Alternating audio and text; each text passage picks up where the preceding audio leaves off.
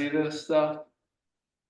You see the screen? I just shared the website. Yeah, I can see it. It's kind of Oh, cut yeah, I off. haven't. Yeah, Oh, I I gotta got explain it. that. Okay. I don't know why it's like that. Because it's really not giving me an option to expand it. Let me see.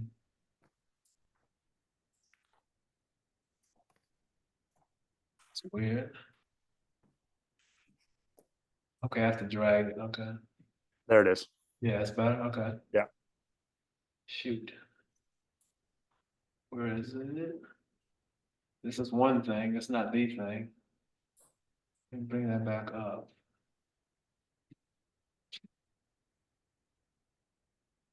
Oh, here it is. So guys, we talked about a lot of stuff when we left, and we're gonna go over that now. So first thing I had to redo the website. I don't know if you guys probably have the video, but we redid this, had somebody redo this, and it looks pretty good. I think still has some things we need to finish off, but it's looking pretty good. And the main thing I wanted to, get the integrated athlete program up. And I didn't see that. Let me scroll down again. We got that. We got that. Performance training, fitness training. Oh, you know what? Let me go back up here to services, programs. So the main thing was to get this up, and this is ready to rock and roll. The program is all set up. And this is based on what we went through for about a year. Videos, the content, it's all you guys. So I'm grateful for that. I'm grateful we can go ahead and share this with people. So that's ready to rock and roll. Um, Here's the landing page when it's finished. This is where I want you guys to send people right here. Come the athlete, coaches and scouts desire, and just review what it's all about. Training the mind and secret to your success. Mindset training builds this, does this. I want to change something. I want to change this. The ladies, she's from out of the country, so the numbering is a little bit different. So as you can see, we're gonna clean that up. Are your emotions distracting you? Boom, boom, boom. You can see all that. And just my story, because this started with like a bunch of panic attacks and all that stuff I used to get when I was with the Mets and even before that, but it just was exposed with the Mets. And it's just a bunch of stuff I learned and I'm applying it. So stuff that you guys have all done, CBT, cognitive behavior therapy, visualization, you've done the mindset movies. You've done this, 5 element. I have write-ups for almost all of you guys. Um, you haven't done this yet. This is amazing. Heart math technology, we talked about it. If you haven't seen it yet, we'll talk about that in the coming weeks. And this is the stuff you already know, working with me, strength, training, power, core stability, speed, mobility. And these are testimonials. Grayson's testimonial from back in the day might be up here actually. Who knows who this dude is? Anybody know who that guy is? Old school Matt, anybody know? Come No? on, Okay. guys. Come on. Oh, you better know this guy right here. You know that guy? Man, we're struggling. You don't know who that guy is? Dang. Now, I don't think you know this guy. If you don't know those guys, you definitely don't know him. But anyway, that's the website. That's the landing page. That's where you send people. And okay, see if she did this. Maybe see if she fixed this down here. Yeah, okay. Some of you guys might be here. There's Devin right there, Caleb right there, Reagan. If you come to the facility, you know Reagan. This is George's dad right here. If it's up, okay, it's up. I was worried it wasn't up. Let's scroll back down real quick. There's some videos, and there he is. Boom! Look at that. Drafting, and there's the quick bio right there. Is that pretty accurate? I hope, Grayson. Yeah, it looks accurate enough. I'm probably need to write you up a little something a little better, That's I mean, we talk a little about that, shorter, but do a little update. yeah, yeah, yeah. We got the pertinent information for this meeting right here. So that's where we are. And I lost it back. Get back over here. Yeah. So let me scroll down. Here's everybody's videos. Like I said, we got some people in here. George's dad, Emmett. Emmett's in the building. Emmett's dad's right there. Like I said, Devin, Reagan, and maybe some more, and Caleb. So those are that. And yeah. Now the main thing is this. This is what we're going to be sending people moving forward. This is the complete athlete community. So no more group chats and all that stuff. Let me hit preview so you can get a better look at it. This is the mindset training community that's almost finished. Got the home page right here. I gotta switch that. That's a mistake. Got about us, just telling the story I just told y'all about the anxiety. I'm starting to put blogs on there right here. We're gonna have resources on here, anything from nutrition, dietitians. Um, I'll be the mental makeup guy. We're gonna have life coaches on here. Everything you need as a athlete to be a complete athlete, this is the place to be. So as we finish this up, I'll keep you guys in the loop. And that's my updates. And two things that you can't see. Number one, the Braves event is going to be either August 20th or the 21st. I believe you guys should know that. And what we're looking at now is getting you guys on the field before BP starts, talking to hopefully Coach Tui, the third base coach, and then the first base coach, Coach Godwin, Tom. Y'all have already talked to him. And maybe CJ. CJ, remember CJ interviewed with us a while back. He was on the Texas Rangers staff. He's the announcer. Pitched, I think, 10 plus years in the big leagues. We're gonna have hopefully those guys down there on the field, talk to them, ask questions. Then we go into BP. Then we watch the game and hopefully behind home plate. So that's how that's gonna flow. And then August 10th, we're having an event. Remember, I told you event that's going to be you guys participating in. We're having that Smart Tents. It's going to be focused on travel parents and travel athletes. Just giving you guys ideas how to manage travel sports to the best of your ability. Travel sports can be stressful, emotionally, financially, so much that goes along to it, goes along with it. We want to address all aspects of that at this event. So again, strength coaches are going to be there, life coaches, financial advisor. Our keynote speaker is going to be Grayson. And we'll have a panel discussion at the end. So that's what we're looking at. Stay in the loop. Stay in the loop, and I will keep you guys in the loop. All right. So let me figure out how to your stop. There it is. Stop sharing. All right, we're back home. So that's what we have working. So guys, what up? Who we got? Mike is in the building. Okay, we got a nice group. Chris O'Donnell in the building. How's Florida treating you? You good down there? Yeah. Good. Michael, what up? Can't wait to hear how your summer's going. All right, so we're gonna dive right in. I'll run it. We'll go around the room. We're gonna start off with Emmett and work our way down and through. Kenneth, I'm gonna have you go last because you're the new guy.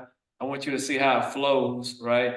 Get an idea how this whole conversation flows, and you can talk at the end, and then we go into Grayson. So Emmett, since we have a new person here, tell everybody who you are, your background, school, everything, the team you play with, and talk to us how about your summer went or is going physically and mentally. Hold on, let me turn off the air.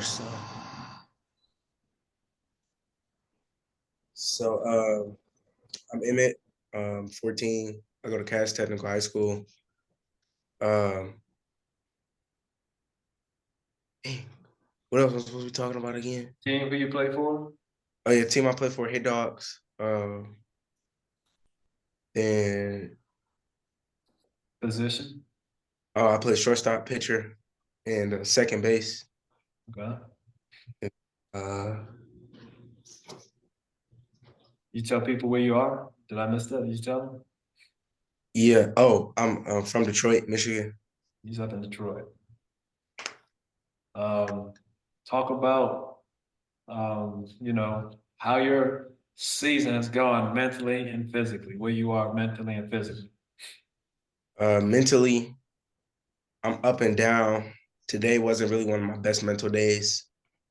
Or physically, but mostly I'm physically I'm mostly good. Mentally it's up and down most of the time. We haven't met like this in a long time, so you want to start addressing that stuff starting today. So is that it? Anything else you want to say? Nah, that's pretty much it. Okay. Let's head down to Josh. What up, Josh? What's up, coach? Why don't you just tell the people, tell everybody, who you are, Your name, what position you play, what school you go to, what sport you play. So I'm Josh. I go to East Forsyth High School, and I play football, and I'm a quarterback. And at the beginning of the season, it was kind of me and this other. Can you guys hear me? Yeah. Yeah. All right. It was like me and this other quarterback, and we were like battling out for a spot, and I beat him out. And one practice, he tried to like take me out, like his friend, tried to like hit me, and then that like kind of started things. And then he just quit the other day. So I'm pretty like good mentally, like because I'm like pretty strong and I'm secured my spot. And then physically, I'm doing good. I can do better, but I'm there, and that's it. So just to be clear with his story, he had some guy, right? He would, when you're the new guy on a team, it can go north, it can work benefit you, or it can go the exact opposite and go south for you, right? Long story short, he came in, just took the job for the guys that were there last year. And this guy, one of the guys on the team and his friend literally tried to take him out, literally tried to do that. And he just stayed the course. We had conversations about it during his workouts, and he just stayed the course. He ended up winning that position as quarterback number one. And like you said, the guy quit. So shout out to Josh. Shout him out in the chat. Good stuff, Josh. You got anything else? Nope, that's it. All right. Chris O'Donnell, what up? Down in Florida, maxing and relaxing. Yeah. What So up, my man? I'm Chris. I'm I'm 14. I'm going to Blessed Trinity High School, and I play shortstop, middle infield. And my team right now, I'm currently a free agent. So not on a team right now. Trying to find a new team. Right now, my tournament's kind of ended near the beginning of June, which is kind of weird, but we started really early, so that kind of makes sense. So physically right now, I feel like I'm on my way to be like one of the highest I've ever been. Like I've been in the gym like 6 days a week. I've been having a bunch of protein, a bunch of shakes, a bunch of stuff like that. I've been putting on pounds. So I'm much stronger than I was before. And it's also showing up like when I go to hit and when I go to throw, like I just feel like a lot stronger. The ball is just flying a lot farther. So it's really working out really good for me. And that's also putting me in a high mentality spot because I feel a lot more confident with my game. Love it, dude. Love it, love it, love it. Anything else? All right. Let's hit up the Brez. What up, Brez? What's up, Coach? So I'm Bresden. I'm a rising junior at South Forsyth High School. Play baseball. I'm a middle infielder, and I play travel ball at Divine Baseball. And my summer so far, it's been really good. Been playing 15 and 16, and physically I felt really good. Stayed really consistent. I think over the summer still I kind of have plateaued when it comes to like weight gain with how much calories I'm burning daily. Um, but mentally and then physically, I'm still just staying consistent. Batting average is staying right where I want it to. And mentally, I've been, really good handling my ups and downs and not staying too high and not staying too low and kind of just finding that middle ground to stay successful. It's all about, man. That's what it's all about. And just in case you didn't know, Brez in his school went on a serious run for the state championship. How far did you go again? Lead eight. Lead eight. So shout that out. All right. Is this Donovan right here? Well, as we watch his fan spin away. There he is. Let's hear it, Donovan. Hi, my name is Donovan Williams. Uh, so far, my summer's been going pretty well. I play at Campbell High School. I'm a first baseman and pitcher too. My summer season been going pretty well so far. Doing pretty good. I like the team I'm on right now. I play for 5-star Yeatman. Been having some pretty good days, pretty bad days, but what's called, been keeping my head up. Just been mentally just staying strong. Sounds good. Sounds good. Okay. Aren't you playing football? What's called, I'm just right now it's just practice though. What's that? Right now though, it's just practice. Yeah, but you're still, that's what it is. I mean, summer's the most fun part, you know, you're getting after it. Y'all, when do y'all start hitting? I know this Monday and Tuesday we have a paddock camp, but I can't go because what's called, I have baseball those days. Oh, okay, okay. Gotcha, What's gotcha. fun All right. or big tournament. Gotcha, gotcha. Sounds like things are pretty good on your end. Mike is one of our philosophers. He goes deep into some things, so I'm interested to see how his season's going. Micah, let's hear it. What's up, Coach? I don't know how well you can hear me. Part of me being late, I'm in Hoover for a tournament. So, but I am Micah Vaughn. I'm going to Lakeside High School. I'm rising freshman. I play for Brave Scout, and this is right now our season's ended, so I'm picking up with some other teams and doing pretty well. Did pretty well today. And then that's pretty much it. Looking forward or not, or kind of ready, kind of not ready for school to start. So that's kind of it on my end. Okay. All right, Kenneth, you see how it flows right there, right? Got an idea how we do it? So let's hear your background, name, in your case, name, where you're from, teams, sports, and how's your summer going mentally and physically? All right. My name's Kenneth Means. I'm a class of 2027. I play baseball and football. I'm a primary outfielder, at least in school ball. Then I play a little bit of middle infield. I go to Hoover High School, and in the summertime, I play with a team called TPL down here. And as far as my summer physically, it's been like rigorous because playing two sports, I'm doing like football 3 days a week. We lifting. And then as far as baseball, we playing like 5 games a week. It kind of slowed down this month though. It ain't really been that active. But my biggest focus has been getting my rest days, getting my right amount of protein and stuff, making sure I'm ready for my games. That's been the hardest part.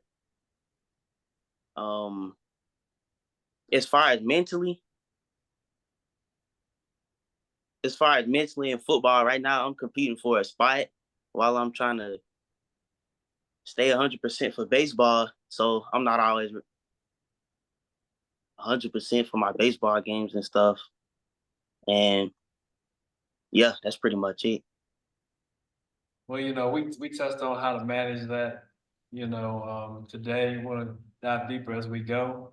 And I'm sure that's a topic that's going to come up, in a few minutes with Grayson. So that's everybody. We went around the room. Anybody else want to say anything before we dive into this interview or this conversation? All right, let's dive right in. So Grayson, I'll just let you take the floor with the introduction, let the guys know who you are. Then I'll bring up a topic and we'll just let the guys, let the conversation go from there. How about that? Yeah, for sure. Yeah, I'll freestyle an intro real quick. My name's Grayson Byrd. I played high school ball at Kings Ridge here in Alpharetta, class of 2014. So this year, is my 10th year reunion anniversary, whatever you want to call it, which is kind of weird to think about. I went to LSU, excuse me. I went to LSU for a year, transferred, came home for a semester, trained with Ronnie. What did we do? 5-6 days a week for the entire fall, pretty much. And then went to Clemson in the spring, sat out. There was no transfer portal. There was no NIL.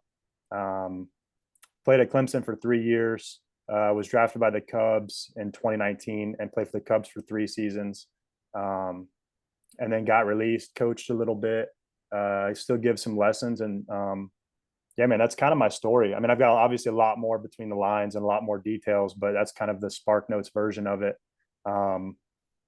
And yeah, we can get into some stuff and some questions. I don't know everything, but I've been around, done some stuff, and know some things about some things. And so yeah, man, I'm excited to be here to kind of talk to you guys and hopefully you guys can take at least, one or two things from this conversation, kind of translate it to your game and your personal philosophy and approach and preparation. And again, there's nothing I say is necessarily right or wrong.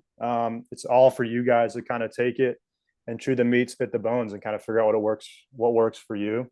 And yeah, man, I'm excited to be here. So thanks for having me, and I appreciate we got 7, 8 guys on right now. And one thing I will say as we go into it, like there's gonna be times where I'm talking, but I do want you guys to ask questions, as well, and kind of have it be a collaborative effort. Because again, I don't know, what you guys are struggling with, or not struggling with or whatnot. So when we kind of get into it, I know it's cliche and every teacher says this, but there's no dumb questions. And again, use me as a resource. And yeah, man, I'm excited to get this thing going.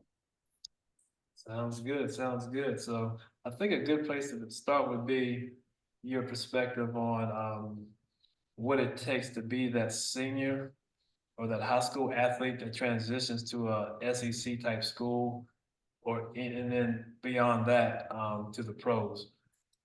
Work your habits. Talk about your habits and routines that led you to that status. Yeah, give me 1 second. Let me fix my desk here so I can Uh, adjust. Yeah, great question. So I mean, there's a lot that goes into it, I'll be honest with you guys, and Ronnie knows this because he knows my story. And again, we trained all fall when I transferred, but I wasn't really ready for the college, what you call it, like not necessarily the work ethic, but what it takes to be successful in college. I went to LSU. I was a good prospect out of high school. Could have gotten drafted. Kind of decided, hey, I'm gonna go to college, and I got drafted out of high school in like the 39th round when they still had 40 rounds. The Braves called me. They're like, hey, man, we'll see you in 3 years. So I went to LSU, and it was the first time that I had a coach that was really tough on me. Again, some of that was my fault. A lot of it was, him kind of just singling me out.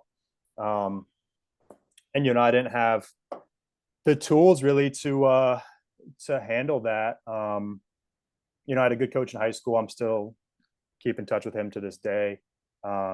And he got on me, but it was never on the level that I kind of experienced at LSU. And so I had to kind of, learn to adapt to that. I ended up transferring mainly because of that relationship with my coach. Like I was miserable. I was going to the field every day with anxiety. And, my freshman year, I didn't play a ton. A lot of that was our lineup was really good. We had, every guy in our starting lineup was drafted. Our shortstop was Alex Bregman. Our left fielder was Jake Fraley, who's with the Reds right now. We were stacked. And so it wasn't necessarily about playing or not. It was just, coming back, when I thought about it, I was kind of like, man, if I come back, I'm going to be miserable. And so I decided to transfer, which was tough because both my parents went to LSU. I've got family in Louisiana, and I grew up in purple and gold. So kind of going back to your question, Ronnie, what it takes. I mean, in high school is kind of the time I think, if I looking back, wished I would have been more prepared kind of for those situations. And you look at the numbers, correct me if I'm wrong, you guys can look this up and fact check me, but it's like 5% of high school athletes play in college. I think in baseball, it's 5%. And then 5% that play in college go on to play pro ball. So, when I'm working with kids and talking to kids about that, your work ethic needs to line up with that. Your work ethic needs to be in the top 5% if you want to try to go be one of the top 5%. There's a lot of guys too that are really talented and maybe don't have to work as hard, but those guys all fizzle out. And I'm sure Ronnie said that before to you guys. Those guys, there might be in baseball in the big leagues, there might be like 5 or 6 guys that maybe don't work hard and are still playing, and it's just they're uber talented, right? So we never want to train. We never want to assume that we're the outlier. And I think it's really important to kind of develop that work ethic now. And I had, I'll tell you a quick story. So like in high school and stuff, I did work hard. I worked hard and was talented and had the ability. But, I missed out on a lot of parties. I missed out on a lot of sleepovers. I missed out on a lot of social gatherings for tournaments, for workouts, for hitting sessions, for whatever. And never once in my life have I looked back and been like, oh man, I wish I would have gone to party junior year of high school. I never once, regret, missing to go hit or to go whatever. And I had a buddy in high school. We graduated together. Good kid. He was a good athlete, but kind of didn't really work at it much. And I was in Athens. He went to UGA, and he was bartending at one of the bars there. And I was talking to him. This is like my sophomore year of college, and he's like, "Man, I really wish I would have, pursued baseball more. I think I could have maybe gone and played in college."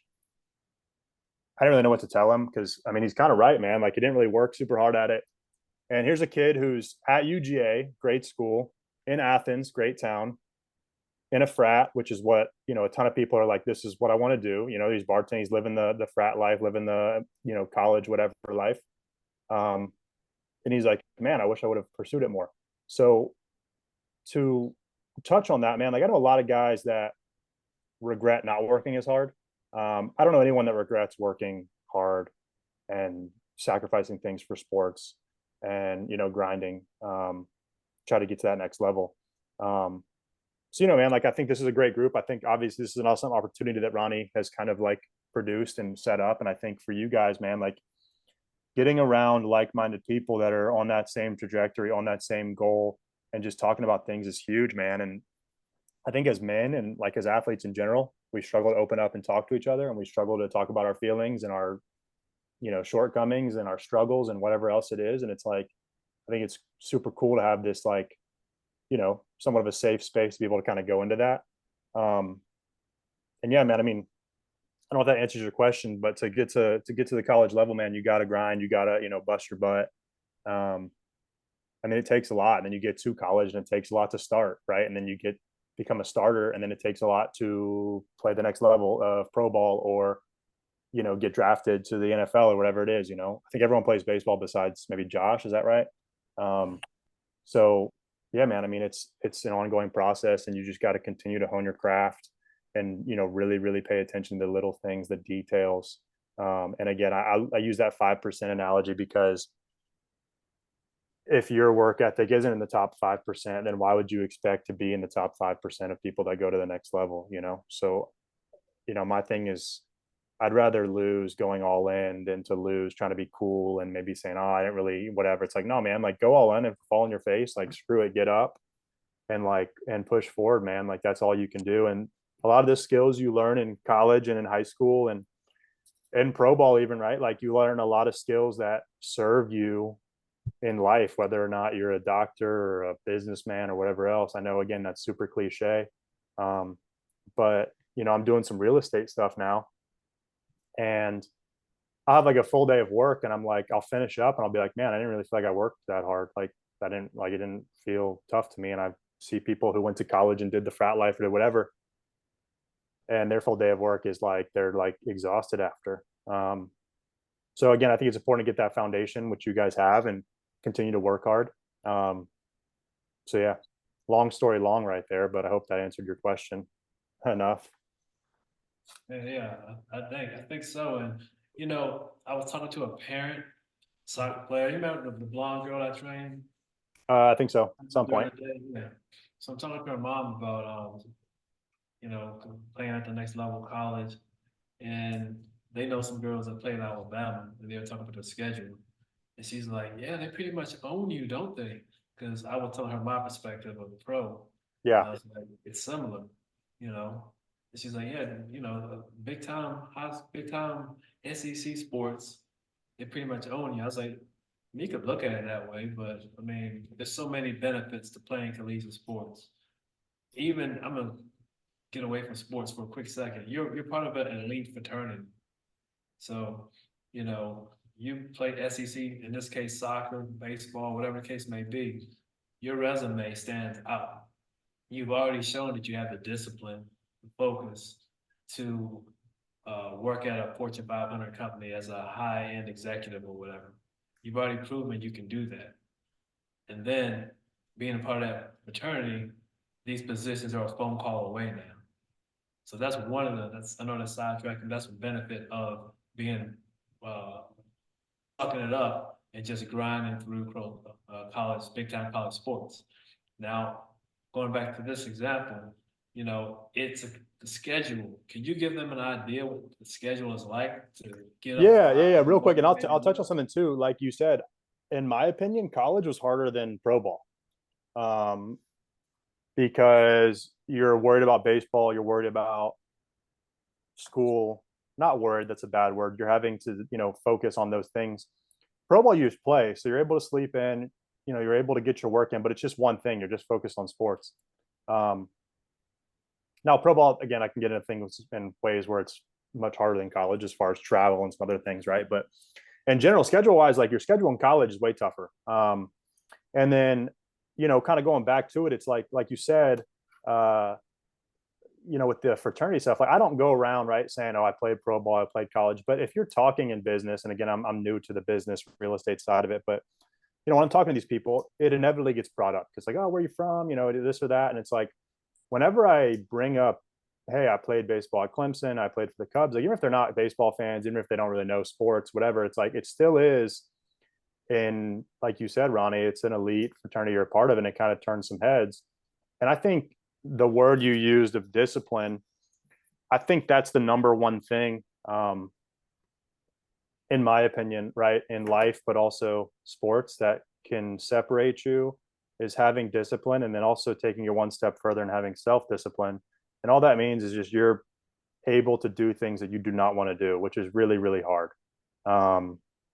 And saying, man, I don't want to go hit today, but I'm going to get there and I'm going to do it for 15, 20 minutes.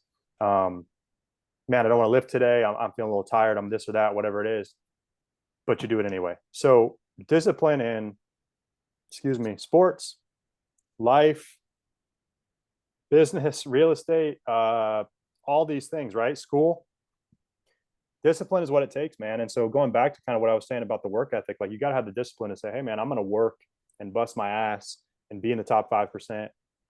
And if it doesn't work out, it doesn't work out, and that's okay. But you're going to learn a lot of life skills along the way. All right, going to the schedule. Every school is different, right? But in general, you're looking at, I'll give you my busiest day in Clemson, right? So you're up at 5:00. I couldn't eat that early, so I would eat like a little protein bar or have a couple bites of something, have some water. I'm in the car, 5:15. I'm driving to the field, get to the field 5:30, change into my clothes. I'm walking up to the weight room 5:45, 5:50, 6 a.m. lift, 6 o'clock to 7 lift or conditioning. Then, you leave, go back to the locker room, shower. I'm leaving the field by 7:30.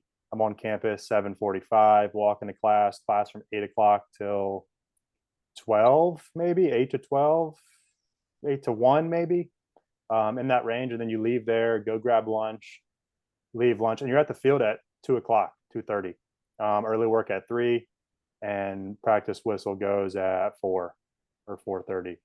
And you're practicing from 4:30 to 6:30, depending on the fall and spring and depending on the hours that you have. But let's say you're done at 6:30, 7:00. And if you're a freshman, a lot of schools, they'll require you to do mandatory study hall hours. So you'll have like 10 to 15 hours a week of mandatory study hall. So, you're done. Let's say you're done at 6:30. You're done at 6:30, you go shower, they'll have dinner, you eat some food, and then you go back over to the athletic, or the athlete academic center, and you're in study hall from 8:00 until, I think it closed for us like 9 or 10.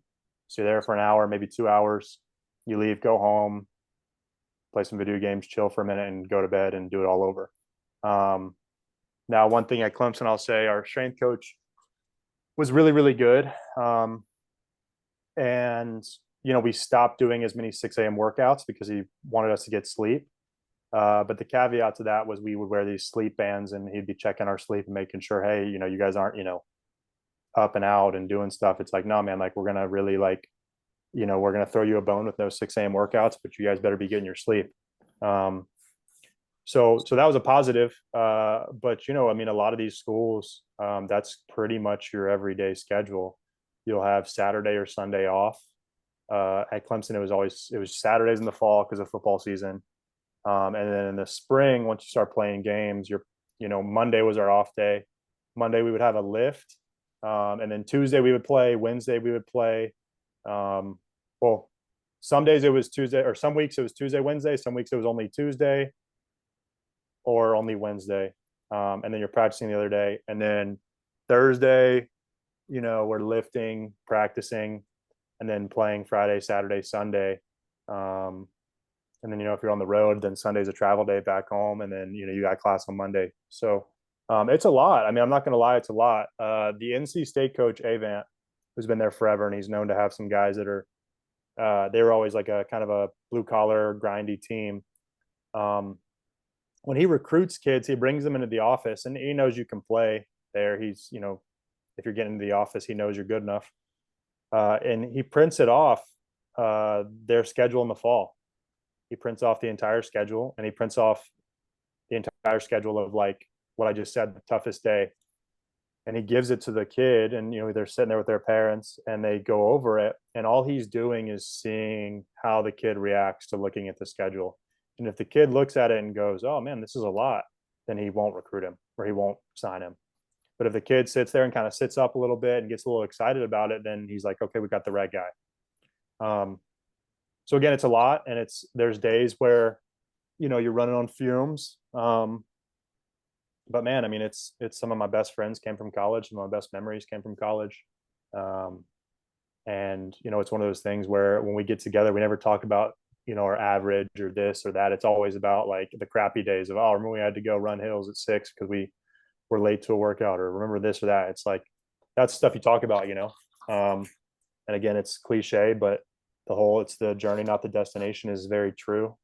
But yeah, man, I mean, I'd be lying to say it was easy. I'd be lying to say it was not hard, or it was not that much. Like, it's a lot. And like you said, they basically own you.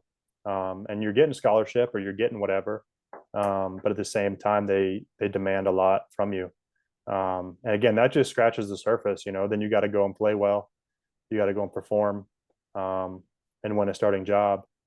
And yeah, that's kind of a typical day. That's awesome. I love the details of how deeply you went into that. Guys, I thought, you painted a great picture for you guys right there, what to expect at a big time baseball program. So appreciate you And that. Yeah, and one thing I will say, right, like what I found transitioning out of baseball, like in college especially, is they pretty much have every minute of the day scheduled for you. So like, again, if I had a 6 a.m. workout, I knew I was up, my alarm was up at 5. Maybe I hit snooze once, but I need to be out the door at 5:15. But once you get to the field, it's like every hour you're just following a schedule. So that was not that it was easy for me, right? But it's like, then all you got to do is focusing on doing the work and showing up your best and locking in for the work. Whereas post baseball, I've found I'm good at working hard. I'm good at all that stuff, but trying to figure out my schedule and planning it out myself, it's a little bit different. So that's the positive. You go to play at a big school. I mean, at any school, they're going to have it scheduled for you, but it is a lot of just, hey, show up and kind of grind. And then obviously there's early work and there's extra work that you can do on your own, right? But in general, you do have it all scheduled out for you, so you're able to kind of know down to the minute. I mean, it's kind of militaristic a little bit of where you're going pretty much every minute of the day. Excuse me. So that's good, but yeah, I mean, it's a grind. So Definitely. You mentioned anxiety that you dealt with in LSU. yeah. Let's talk about that and how you dealt with it. Talk about what it was and how you dealt with it. Yeah, I mean, honestly, man, like I feel like for me, I've done some different work lately with stuff, and kind of learned more about myself, and kind of realizing kind of where my anxiety came into play. I think back then I didn't really know I had anxiety. But yeah, I mean, it came from the coach. That coach was on me. And it was pretty bad. It was pretty bad to the point where like I had agents of other players calling my dad and telling him, hey, you got to get him out of there. And I say that to kind of show like it wasn't necessarily just all me, like he was really, really on me. So I was showing up to the field every day, nervous about what I was doing wrong, nervous what I was going to get yelled at for that day, nervous, whatever. And you can't play that way in any sport, man. Like you can't perform, you know, with that pressure you putting on yourself. But I mean, my anxiety with anything they say with anxiety, right? It's like a worry of the future, you know? So it's a worry of the future and not staying in the present moment. So, you know, I had a tendency even at Clemson when I was playing every day and I was playing well, I had a tendency to kind of overthink things and get in my head, right? So I had to figure out a process for me and kind of a routine really pre-game and pre-pitch where it was like, how do I get back into my body? You know, and what's something I can set myself up for to where all my thoughts are going into what my process is rather than thinking about, oh, what if, you know, he throws me this and I can't hit it, or you know, like all these other just negative thoughts. So to get into it, right, like my pre-pitch routine, so I would be on deck and I would be standing there, and as soon as the guy before me got out or got a hit, I would stretch both hamstrings, and then I did two little skips kind of walking to the plate. I always had the barrel in my right hand. I would walk to the plate, I would dig out the plate with my right foot, then I would spin it with my left foot, and then I would get my sign, I would look at my bat, a little sticker on my bat, and I would look at it like this. So I had my bat like, I don't know if you can see, but I had my bat like out like this, and I would look at the sticker and take a deep breath and then get in the box. And so I planned my entire, from the time the guy before me got out, walk up to the plate and getting into the box, seeing a pitch.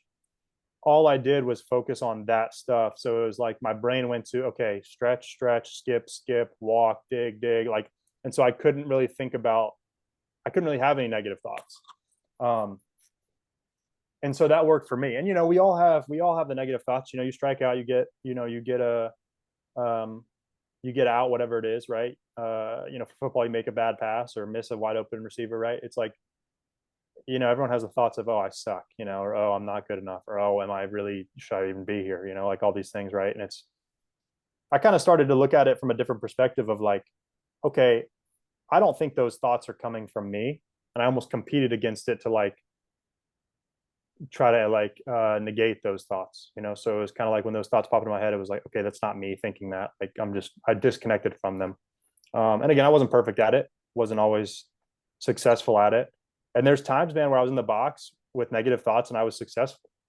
And there's times when I was in the box and I had positive thoughts and did everything right and was unsuccessful. And that's kind of the beauty of baseball. I know the guy from Texas A&M was talking about the other day during the College World Series of like all your hours in the cage, all your pregame routine stuff can turn into an 0 for 4.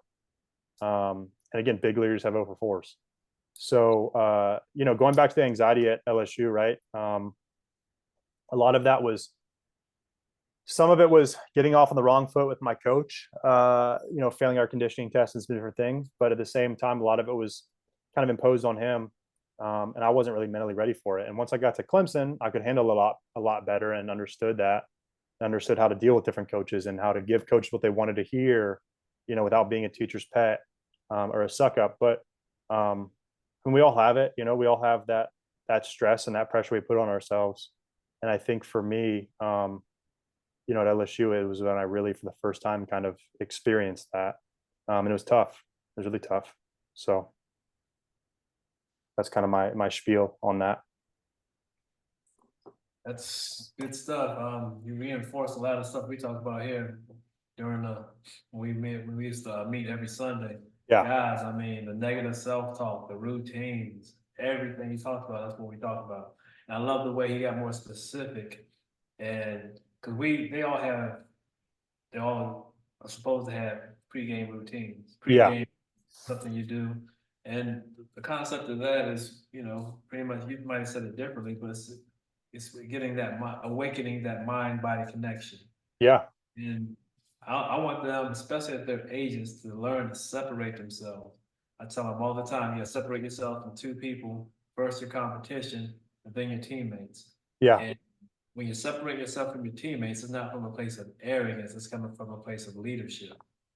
Yeah. And Donovan can give you an example. He's still here. Yeah, he's still spinning up there. Pre-game routine, you know, kids are being kids in the dugout goofing off. He would go on the sidelines, do his own warm-up with his music on, did his pregame warm up. Eventually, player came up to him. What do you know? And they said, coach came up to you. What are you doing? To get my mind and body ready. Next thing you know, one player's out there. Next thing you know, another player's out there. Next thing you know, the whole team is out there. Yeah. So you got a bunch of guys that were weeks ago goofing around in the dugout, not even thinking about the game, and then you have a whole team locked in, focused. Yeah. No, that's an awesome example. An example that I give, and it's not on the same level as that, right? I was in pro ball, I was in AA. I started lifting after games because, in pro ball, you're at the field at, 1 o'clock, you get all your stuff, you're done at 10 o'clock by the time the game's over. And I would lift after games because I felt like my adrenaline was still high, and I would get it in good lift, and then I would get a meal in and then be able to recover all night. So the first day I did it in AA, our weight room was by the clubhouse. And to leave to go out to get your cars, you had to walk by the locker or the weight room. So I'm lifting in there, and one, guys are walking in like, "Oh, Byrd, are you lifting, after the game?" And I'm like, yeah, just get my lift in, whatever. And these guys they were getting their lifts in, right? It wasn't that they weren't working hard. They were still getting their lifts in. But they were doing it, pregame. So they'd be like, "Why are you doing that?" I'm like, well, went into the process, the thought process of it, hey, I'm still, again, baseball's not like necessarily football and basketball where you're, 100% gas after a game. I know some of you guys with travel ball, you'll play 2-3 games or whatever, and that's different. But so I'll get my lift in, and guys are like, "Oh, that makes sense." So the next day, there's 2 guys in there. The next day, there's 3 guys. Next, we got like half a team in there lifting after games. And again, I don't say that to toot my own horn, right? But one person can change the entire culture of a team. The Braves in 2021, right? At the midway point during the All-Star break, they're really struggling. Acuna goes down. The season kind of looks lost. They trade for Jock Peterson, in 2021, his WAR, which is the wins above replacement, was negative. So he was worth on paper, statistically, a negative whatever point, whatever wins. Okay. And he changed the entire clubhouse culture. He gets in the locker room. He's like, "Man, these are the guys that we've been grinding against when he was with the Dodgers every year." He's like, "You guys are down bad." Changes the whole culture. Next thing you know, you've got grown men in the stands wearing pearl necklaces because he's wearing a pearl necklace, and they go and win the World Series. And it's not all because of one guy, right? But nobody in that clubhouse, if you ask them about Jock Peterson that year, would say that he didn't play one of the biggest roles on that team and getting them there and giving them that new life. So try to be that one guy, and again, like you said, don't do it from a place of I'm better than or conceited, but do it from a place of just, no, man, I'm getting my body right. I'm getting my mind right.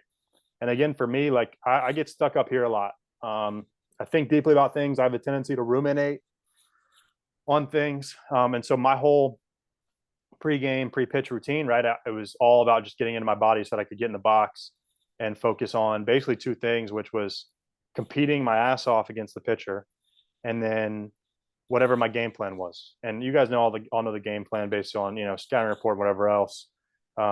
But I could focus on those 2 things rather than everything else and all the negative thoughts. And so that helped me out tremendously. That's really cool that you said Donovan, right? Donovan did that or was doing that before the game. That's big. And then another thing, man, as you're getting recruited, I know you guys are some of you guys are older than others. If you got a school like Clemson, for example, coming out to watch you play, they already know you're a good player, right? There's social media, there's Twitter, there's, I guess, X now. There's Instagram. Like they can look up, I can send, my guy Clemson a name, and he can look up on X and say, okay, like his swing's good, or okay, his mechanics are good, like he's worth going to see, and he can play. Half the time, man, they're looking at everything else other than your performance. They're looking at how you prepare yourself. Honestly, a lot of times, right? I was talking to some of our national team over here at Smart Tents. They've got a lot of guys that'll go and play D1. A lot of time with those guys, they're looking at how they fail. So they're kind of hoping you go for 4, because they want to see, hey, how does this guy respond to failure? Is he still a good teammate? And that doesn't mean you strike out and you're still happy and goofing around or whatever. Like you can be frustrated, you can show frustration and be pissed off that you get out there, right? We want competitors who want to outcompete the competition, but do you hold your head down, right? Do you sulk? Do you throw your helmet and then go stand at the end of the dugout and not talk to anyone? Things like that. They're little things. And body language, man. Like, I mean, it's so cliche, right? But If a guy just strikes out, I can guarantee you, and I won't do it because I know we got whatever limited time, but like I guarantee you we could go down every guy in this group or in this Zoom call and say, hey, what does the body language look like when you strike out? Shoulders down, hunched over, head down, right? What's the body language of the guy hits a home run? Chest up, right? They're like excited.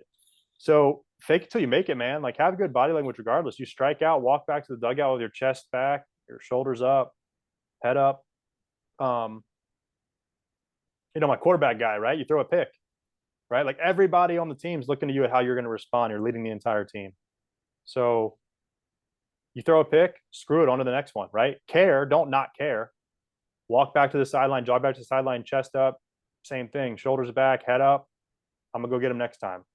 Because every guy on that team is looking at you as a leader. As a pitcher, same thing, right? Like there's nothing worse. We've all been there where you're playing shortstop, playing second base, whatever it is. Guys walking the house, everyone's just down, you're out in the heat, whatever. And then a ball gets hit to you and you make an error. As a pitcher, man, like you give up a hit, you give whatever, get back on the mound quickly. You're the guy. Everyone's looking at you to set the tone for the 1, 2, 3 inning. If you make an error, right? Toss the ball back to your pitcher. Hey, get me the next one. Like on to the next play. And so I feel like, again, it's super important. And especially for you guys, right? You're young and kind of hearing this. I'm sure a lot of this stuff you've already heard before from Ronnie and from other people, but I can't emphasize enough, like you said, Ronnie, of like separating yourself from your teammates and your competition. And if a scout's scouting you and sees, hey man, like this guy's locked in, he's going to doing his stuff, is like that screams volumes, like it's huge for guys to see that. Because like I just told you, like there's a ton of talent out there. And there's a ton of talent, especially now in baseball. I don't know as much football and basketball, but in baseball with the transfer portal, with the minor leagues getting snipped down, they lost like 3 or 4 teams each organization. So there's a ton of talent in JUCO and D2, D3, and man, like being able to separate yourself. And they want to know that not only can this guy play, but can he handle the workload? Can he handle going 0 for 4? Can he handle having a bad day in class, having a bad lift, and then going out and still performing? Like they're looking at all those things. And so it's a cool opportunity for you guys because you can stand out despite your performance. And you can stand out going 0 for 4. You can stand out, throwing 2 innings and giving up some runs. So there's a lot of opportunity for that and for you to be able to stand out. And that's what I would challenge you guys of, I'm sure you guys have talked about controlling what you can control, but you can control that stuff. And doing the best of your ability to control that aspect of the game is going to be huge, not only now, but just moving forward and down the road. So did you ask me another question or did I just go off on a tangent? I apologize if I did. I forgot the darn question myself. So. Yeah. Well, what I was thinking, the reason I forgot it, I was thinking about Chris's situation. Donovan is one example, but Chris had a situation where it was 3 guys. He had 3 guys on his team that were locked in, and they busted their butts trying to get everybody else to get locked in, and it never happened. And you've been on one of them teams when you're doing fine for a minute, everything's going well, then that error comes and the team just falls apart. That sounds like he can break it down better than me. That sounds like what he went through for a whole year, him and these 2 other guys. And this conversation we had is so frustrating when, the same guys, the goofballs that led everything negatively in practice are the first ones making errors in games and showing the body language that you displayed, feeling sorry for themselves. And, and the team follows that energy. And next thing you know, you lose the game. Yeah, 100%. That's tough, and that's part of, you guys are young and you're going to be with a lot of immature players. And depending on the level of travel teams you're on, you're going to be on with guys that are, different, and you just got to stay the course. And I think you got to be, I hate saying this, but you got to be a little bit selfish in that at that point of like, hey man, like you're playing, if you guys are trying to play college ball, it's like, do your best to, I mean, you got guys goof off in college. I had guys going out on Thursdays before games, like it's part of it, and you got to do the best of your ability to lead by example in that regard. You can't be the guy that's always getting on guys and always whatever, right? There's a balance to it, and you got to kind of earn that respect. But but I mean, it's tough. It's a tough situation for sure. And as you move forward, that gets weaned out a little bit. But at the end of the day, again, it goes back to kind of what you can control, and you can't control anyone else. That's for sure. Nope, nope. Energy is everything on the team, good and bad. And like Grayson said, you can't directly control it, but you can sure play a role in turning things around, or just crashing the positive energy that you might have. You can play a role in destroying that. So it's you guys that are aware of that the energy. In a perfect scenario, Chris and I used to talk about this. When you see those guys acting up, pull them aside and say, "Look, we got to do this, that, and the other." And he could tell you he tried time again, it never happened. And what took place at practice manifested right there in the field every time. Yeah. Yeah. So, and some of that goes to coaching too. Your coaches kind of police the team as well. But again, man, like you said, you can have one guy that changes the whole culture for the good or the bad. You can have one guy who's a cancer in the clubhouse who brings down the whole team. So, I mean, again, all that stuff's really, really important. I had a young lady. She's a natural leader, but the negative thoughts kind of overwhelm her. And she was telling me a story about how she came in negatively, and she felt like the whole team blamed. They lost that game. They should have won, and she felt like the whole team blamed her for the loss. And I'm like, I see where you're coming from, but you don't see the power that you have. Yeah. Power that you have. They relied on you so much. You had a bad day. You came in negatively. Your negative attitude or whatever it was crashed the whole team. So let's look on the other side of that. What if you come in with a positive attitude, the winning attitude, building people up? What happens over there most likely? At least you increase your chances of turning things around and getting that W. Yeah. And she's young, she didn't get it. Her parents were like, Yeah. So you can't always look at when things go negatively, you can't dwell on that, And when you have a bad day and people gravitate towards you, that's not always or doesn't have to remain a bad thing. Yeah. Just look at it from the other side. Emmett and I had a conversation about that earlier today. Emmett, right? Emmett's a powerful dude. He had a rough day. Like we all do. And he had his rough day, and the whole team ended up having a rough day. So that's how much power and influence he has on his team. So Emmett, all you gotta do is turn it around and look at it from the other side, right? That's all you have to do. And it's tough, because it's like, I think, yeah, it's super powerful. And you want to be the guy that, you go, the team goes, right? And I look at like Anthony Edwards with the Timberwolves, right? Like when he was balling in the playoffs this year, the whole team was. And then when he was struggling a little bit, he started passing the ball a little more. He started kind of looking for other guys, and the whole team was looking to him to turn it up, And he's young; he's going to figure it out. I think I don't know basketball, that well, but he's a good player, right? But you got to want those moments. You got to want to be able to be the guy that the team looks to in those situations. I know it's tough, right? And again, you guys are young and learning it now. But yeah, I mean, you want to be the guy. You want to be the guy that, again, you can impact the entire team just by how you do, and not even how you do in the game, but just how you carry yourself and how you go about your business. I mean, that's super important. And we talk about that all the time, you establish the right routines and habits, you stand out without attempting to stand out. We talk about, you validated everything I said about the scouts and the coaches watching you when you're thinking you're not being watched. I always give a specific examples of Kevin Morgan. He's who's he with? The Twins.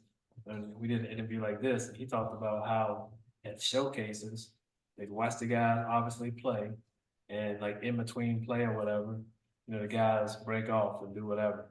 He said the scouts would go up the stairs, hide behind those big old columns, and just see how these guys carry themselves during that downtime when they think they're not being watched. So, your story really validated that. So appreciate that. Now, it's getting late. It's what is it, 10:10. Do you guys have individual questions that you want to ask?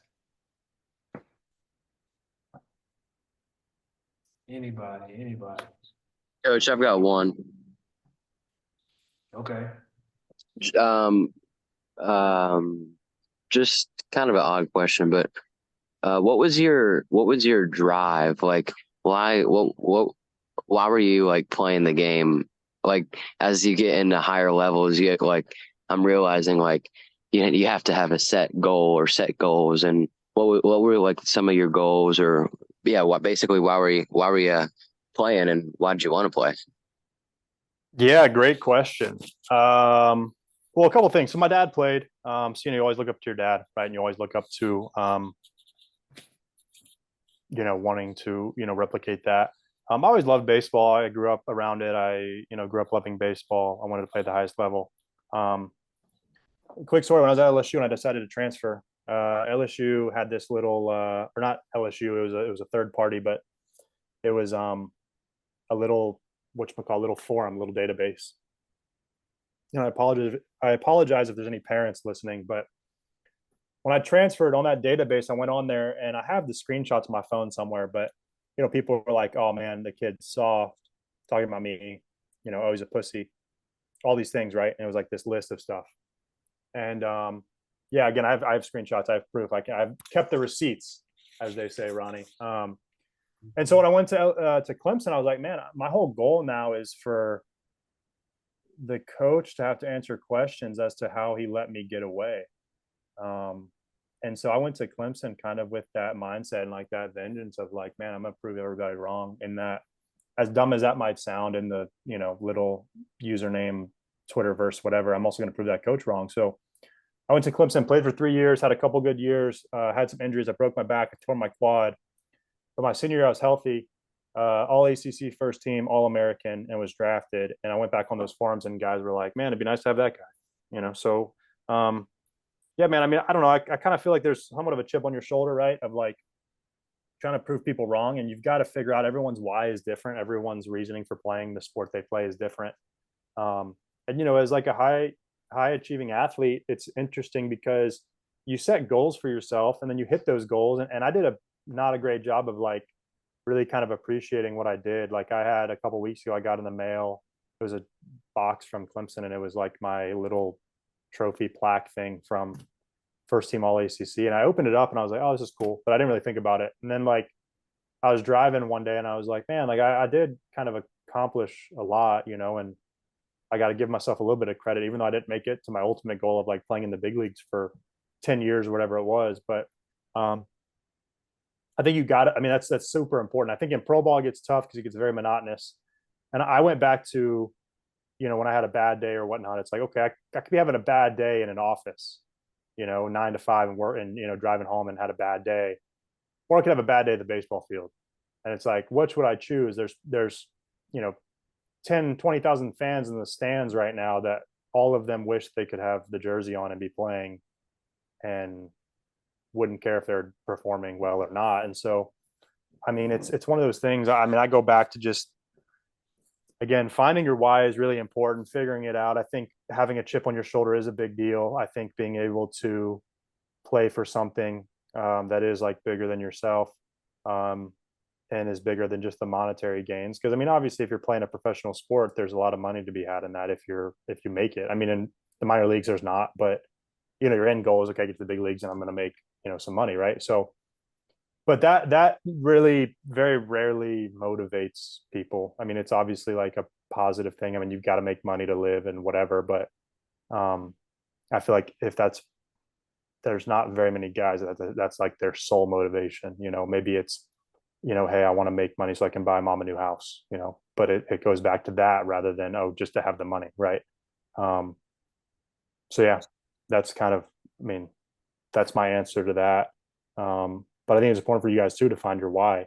And again, man, there's no shame. Like if you're miserable doing it, and there's going to be miserable days. It's not always rainbows and sunshine and daisies, right? But if you're miserable all the time and you're showing up to the field in a bad place and you're whatever, like there's no shame in not playing sports, right? It's like it's only going to get harder, you know? So if you're miserable now, if you're not enjoying it now, and again, there's going to be days where you go and you're 0 for 4 and you're like, man, I'm miserable. That sucked. But as cliche and dumb as it might sound, you got to find a way to enjoy it. You got to find a way to have fun in some capacity. You got to find a way to kind of keep it fresh. So, yeah. Right. Appreciate that. Anybody else? Anybody else?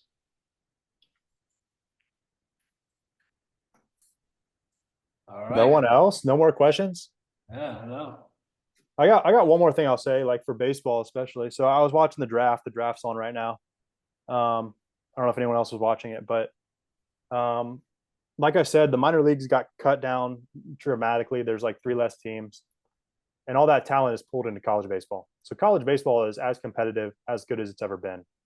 And you talk to guys all the time. It's like, yeah, I want to go D1. I want to go D1. I want to go Power 5. I want to go SEC. I want to go ACC. Nothing wrong with that. It's awesome to have those goals, right? And it's awesome to shoot for the stars. But there's no shame in going D2, D3, JUCO. And there's a lot of freaking talent. And the reason I bring this up right now is because, like I said, I was watching the draft. I don't know if you saw this, Ronnie. The number 10th pick out of Wake Forest, who's a shortstop. The 10th pick is, I don't know what the slot, $6 million or something. Was in D2 last year. Division II player, I forgot the school, and then transferred to Wake Forest, balled out at Wake Forest, and he's a 10th pick in the draft. Wow. So not that that's going to be everyone, right? Not that that's whatever. But my point is, again, the guy last year, a calendar year ago, was in Division II baseball. So just because you don't go to a Clemson or you don't go to a Georgia or you don't go to a whatever else, like, doesn't mean anything for your career. Just go somewhere where you're going to play. Go somewhere where they want you to be there. And just continue to get better. Because again, the talent pool is so big now for college baseball. And with the transfer portal, you can go to a JUCO, you can go to a D2, you can go to a D3, transfer, tear it up, transfer to a D1, tear it up, and be in the SEC in 2 years, or you could be drafted or whatever. And so, I would just, continue for you guys focusing on the process, focusing on your work, really just kind of, grinding it out. I saw a quote the other day. It was from, I think, a football strength coach. And he said that people that are lazy and don't work hard expect results. And he's like, the people that work hard leave the day, leave the field, whatever, feeling anxious that they didn't work hard enough. Again, you don't want to be anxious all the time about that. But like, I found that I was like that a lot. I would leave the field or I'd leave whatever. I'm like, man, did I work hard enough? And it's like, I did, but I would like second guess myself a little bit because I just kind of held myself to that standard. So again, for you guys, man, just focus on getting better, focus on working hard, focus on, again, the things you can control, keep doing this kind of stuff. And then wherever the chips fall, they're going to fall and things will work out. And then, are there any other questions? Just real quick, 'cause I have one more thing I'll say, but just if anyone's got any more questions, I want to get to that first, because I know, like you said, Ronnie, it's getting a little bit late. So Chris, y'all don't have anything? Anything, life, baseball, girls. I'm not too great with girls, but girls, nothing. All right. The last thing I'll say, to kind of finish it up. So I had a thing, and you guys can write this down if you want. I had a sports psych guy at Clemson teach me this and show me this. So he had me, after every game, I would write down 3 things, and it was 3 questions I would ask myself. And again, you might have heard this from Ronnie, so I apologize if I sound like a broken record, but I would ask myself what went right, what went wrong, and what I want to focus on moving forward. And so it turned into, if I had a really bad game, okay, what went right? Like, is there anything I can find that went right? Did I go through my pre-pitch routine right? Did I have my pre-game rituals go, like, whatever it is, just find something right. What went wrong? Man, I was really timid at the plate. I took some fastballs I should have swung at, whatever it is, right? It can be the mental game, whatever. And then what I want to focus on. So what it allows you to do is say, okay, what went right? You can clear it. What went wrong? You can clear it. And then all you start thinking about is, okay, what do I want to focus on for the next game, the next day, whatever it is. And so it gets your brain to thinking, okay, what do I want to improve on, rather than dwelling on everything that went wrong. Right. And the 24-hour rule, I'm sure you've heard that in pro ball, Ronnie, of like, you have a great game 4 for 4, enjoy it, celebrate it until midnight. You wake up, it's the next day, clear it. You have a terrible game, sulk, be upset about it till midnight. Boom, next day, new opportunity. So that's just a small little thing again that I would do. I started doing it. I would write it down after games, and then I started doing it after at bats. In my head, I would just think, okay, what did I do well in that at bat? What did I not do well? And then what do I want to focus on for my next at bat? So let's say it was, okay, I was really aggressive. That was good. Okay, I chased the slider. That wasn't good. What I want to focus on, let me see the slider up, get a good fastball to hit, focus on that. And so it clears you to the next thing. Same thing in the field, right? You make an error. Okay, what went right? Okay, maybe my pre-pitch little setup was good. What went wrong? I didn't attack the ball. What do I want to do next time? Attack the ball. Like, just a very simple little process thing to kind of get you thinking and almost tricking your brain into going to the next thing, and getting you out of your head. Because again, like I said, I would get in my head a lot about that kind of stuff. So that helped me out a lot. And that was a guy at Clemson who's a sports side guy who's gone on. He's on Instagram. He does some stuff with his group, and they work with colleges all over the country. So that's just a small thing that you guys can take. And again, I appreciate y'all for being here. Yeah. I was gonna say something really quick. They've heard that. The third question is different, but the powerful thing is the examples you dropped in game, before game, after game. Yeah. Something these guys can take home, or Yeah. use that to be a catalyst for the questions they need to start asking themselves. So Yeah, 100%. And I kept a journal. I got it somewhere at the house. I don't know where it is, but I would do it after games. I'd write it down. But in games, I'm not going back to a notebook and writing everything down in games, right? But it was just something that you could kind of process to keep you in and keep you locked in, and just kind of take it from there. And then again, figuring out what works for you guys. So you might phrase the questions a little differently, but just trying to focus on not dwelling on the negative, and focusing on, hey, what can I do? What can I do moving forward?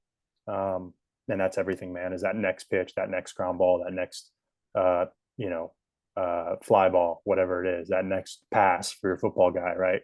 And just focusing on that as much as possible.